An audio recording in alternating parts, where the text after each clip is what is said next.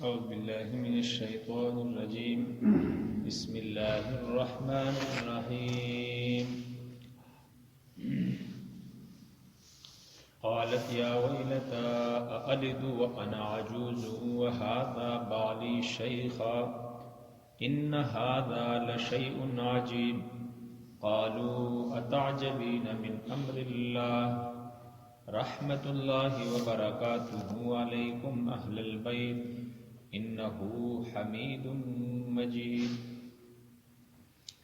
قالت ابراہیم علیہ السلام کی بیوی حضرت سارہ کہنے لگی یا ویلتا اَأَلِدُ، یا ویلتا اَأَلِدُ، افسوس کہ اب میں بچہ جنوں گی، وَأَنَا عَجُوزٌ، اور حال یہ کہ میں بوڑھی ہوں، وَهَذَا بَعْلِي شَيْخًا، اور میرا یہ شوہر بھی بوڑھا ہے، إِنَّ هَذَا لَشَيْءٌ عَجِيبٌ، اگر ایسا ہو جائے، هَذَا لَشَيْءٌ عَجِيبٌ، یہ بہت بڑی عجیب چیز ہوگی۔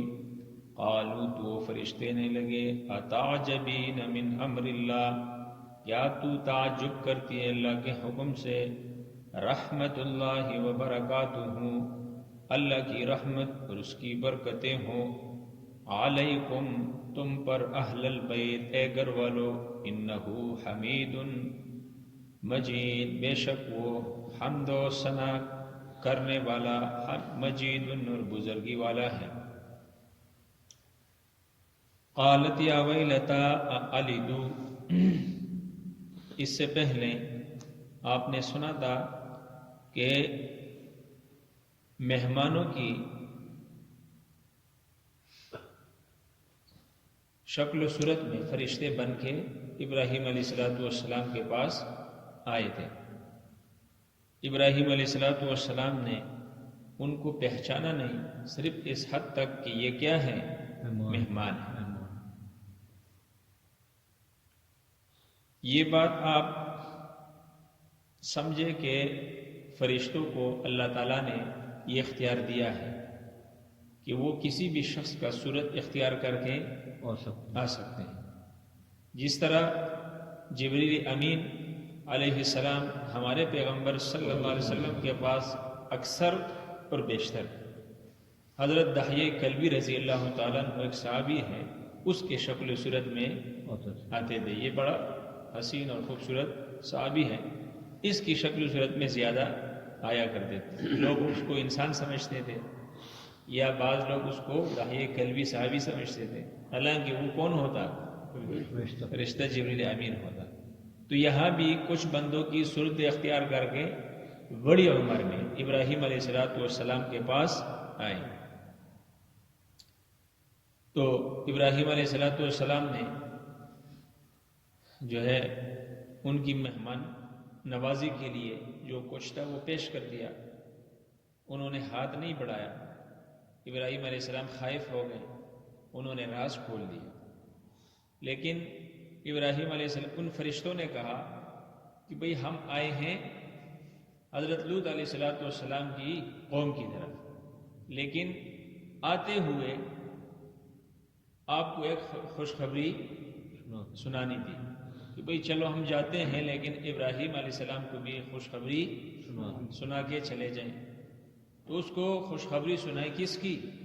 بیٹے کی، اس لیے کہ اس کی خواہش تھی، اور اس وقت ابراہیم علیہ السلام کی عمر تقریباً، جو اکثر تفسیروں نے ذکر کیا ہے مفسرین نے، وہ 120 سال ہے، اور اس کی اہلیہ کا جو عمر تھی اس وقت وہ ایک کم 100 سال، 99 سال۔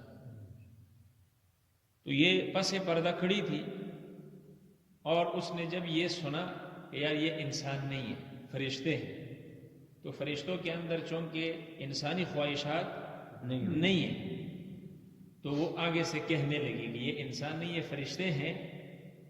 تو وہ حضرت سارہ علیہ السلام کہنے لگی، قالت یا ویلتا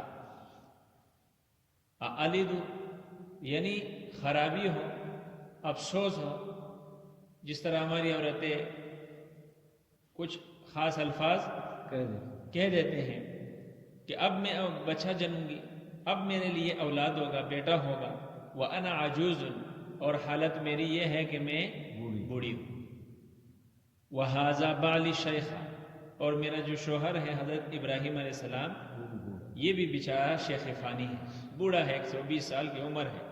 تو یہ ظاہری اعتبار سے ایک عجیب سی بات ہے، نہ ماننے والی بات ہے کہ ایک بندہ جوانی سب کیا کر دے، ختم کر دے، اور آخری سٹیج پہ پہنچ جائے، اس کی اولاد ہو، تو یہ بات انسان کو کیا کر دیتی ہے، تعجب میں ڈال دیتی ہے۔ تو اس نے کہا اب مطلب یہ تھا کہ اب کیسے ہو کہ بھئی ہم اس کام کے قابل نہ رہے۔ تو اب یہ سورہ تقریباً سورہ کاف یا سورہ مریم میں آئے گا، سورہ مریم میں آئے گا۔ حضرت زکریا علیہ السلام کی عمر اس وقت بھی 120 سال تھی، اور اس کی بیوی کی عمر بھی تقریباً 99 سال، 100 سال۔ تو اس نے بھی کہا کہ یا اللہ، سر میرا بالکل سفید ہو چکا، میں بوڑھا ہو چکا، ہڈیاں میری کمزور ہو چکی۔ وَنَادَى رَبَّهُ إِذْ نَادَى رَبَّهُ، اس نے پکارا اپنے رب کو خفیہ، آہستہ آواز کے ساتھ، نرم لہجے کے ساتھ۔ اللہ نے خوشخبری سنائی زکریا علیہ السلام کو کہ میں تجھے بیٹا یحییٰ کے نام سے عطا کروں گا، اور اس سے پہلے اس نام کے ساتھ میں نے کسی کو شریک نہیں کیا، نہیں بنایا، نہیں پیدا کیا۔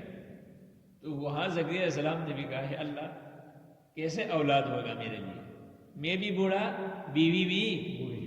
اللہ نے کہا یہ میرا کام ہے، جوانی میں اولاد دینا یہ میرا کام ہے، جوانی میں نہ دینا، بڑھاپے میں دینا یہ میرا کام ہے، دیر سے دینا یہ میرا کام ہے، بالکل نہ دینا اللہ نے فرمایا یہ میرے اختیار میں ہے۔ اللہ کی حکمتوں کو کوئی نہیں جانتا ہے۔ تو سیم یہ معاملہ ابراہیم علیہ السلام کے ساتھ ہوا، تو کہا کہ ان ھذا لشیء عجیب، یہ تو بہت عجیب سی بات ہو جائے گی۔ قالوا، تو فرشتوں نے کیا کہا، اتعجبین من امر اللہ، کیا تو اللہ کے حکم کے ساتھ تعجب کرتی ہے؟ تو رہی ابراہیم خلیل اللہ کے ساتھ ہے، اس کی صحبت میں رہی ہے، اس کے ساتھ رہی ہے، اور تم نے اس پر آنے والی وحی اور آزمائشات اور بڑے امتحانات کو دیکھا ہے، اس کے باوجود بھی تو تعجب کرتی ہے۔ یعنی مطلب یہ تھا کہ بھئی تمہیں تو اس بات سے کوئی تعجب نہیں کرنی چاہیے۔ اور پھر فرشتوں نے دعا بھی دی، رحمت اللہ، اللہ کی رحمتیں ہوں تمہارے اوپر، وبرکاتہ ہوں، اور اللہ کی برکتیں ہوں۔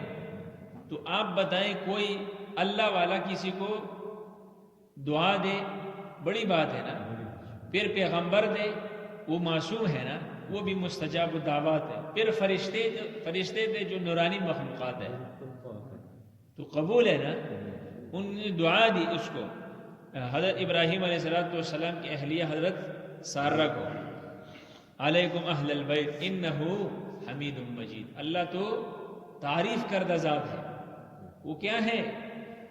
حمید، تعریف کیا ہوا ذات ہے، مجید، اور بہت بڑا بزرگی والا ہے۔ تو ابراہیم علیہ السلام نے جب یہ مکالمہ یہاں ختم ہوا تو اب فرشتوں نے کیا کہا کہ ہم نے جانا ہے قوم لوط کی طرف۔ ابراہیم علیہ السلام نے ان فرشتوں کے ساتھ تکرار شروع کر دیا، جادلنا، لڑنا شروع کر دیا، اور پھر حضرت لوط علیہ السلام کا تذکرہ کیا۔ یہ بتیجے ہیں، یہ 10-12 میل کے فاصلے پر رہتے تھے، ان کی قوم آباد تھی۔ پھر فرشتے یہاں سے دوسرا صورت اختیار کر گئے، یعنی نوجوان تھے، نوجوانوں کی شکل و صورت، حسین اور خوبصورت شکل و صورت اختیار کر کے لوط علیہ السلام کے گھر میں گئے۔ یہ اب کل سنیں گے عجیب اور غریب قسم کا واقعہ، اور عجیب اور دردناک قسم کا عذاب جو ان پر ان فرشتوں نے نازل کر دیا۔ اللہ ہم سب کی حفاظت فرمائے۔ یہ 2 آیتوں کے اندر ہے، وہ کل ذکر کریں گے۔